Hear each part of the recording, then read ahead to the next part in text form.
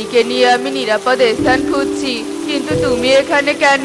আমাদেরও একই অবস্থা, তাই তো এই গাছের কোঠরে আশ্রয় নিয়েছি। টোনা, তুইও টুনিকে নিয়ে এই গাছের কোঠরে আয়। আরে মিনু মাসি, তুমি আবার টোনাটুনিকে এখানে ডাকছো কেন বলো তো? কোঠরটা তো এমনিতেই ছোট, এখানে কি আর টোনাটুনির জায়গা হবে? চুপ কর। তোদেরকে যখন জায়গা দিতে পেরেছি, তবে টোনা টুনিকেও জায়গা দিতে পারবো। এখন আর কথা বাড়াস না তো, সর সর তোরা। মিনু টোনাটুনিকে গাছের কোঠরে আশ্রয় দেয় আর বৃষ্টির মধ্যে নিরাপদ স্থান পেয়ে স্বস্তির নিঃশ্বাস ফেলে। ঘরে ক্ষুধার্ত বউকে রেখে বের হয়েছি, বৃষ্টিতে ভিজে কখন থেকে ঘুরছি, অথচ এখন অবধি কোনো খাবারের সন্ধান পেলাম না।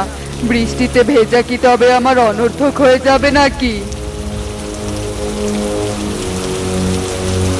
এই যা, বড় কোনো বিপদ আসতে চলেছে নাকি? ব্যাপারটা তো আমার কাছে খুব সন্দেহের লাগছে। মিনু মাসি, কি হবে এবার? আমিও কিছুই বুঝতে পারছি না রে টোনা, তবে বড় সড় বিপদ যে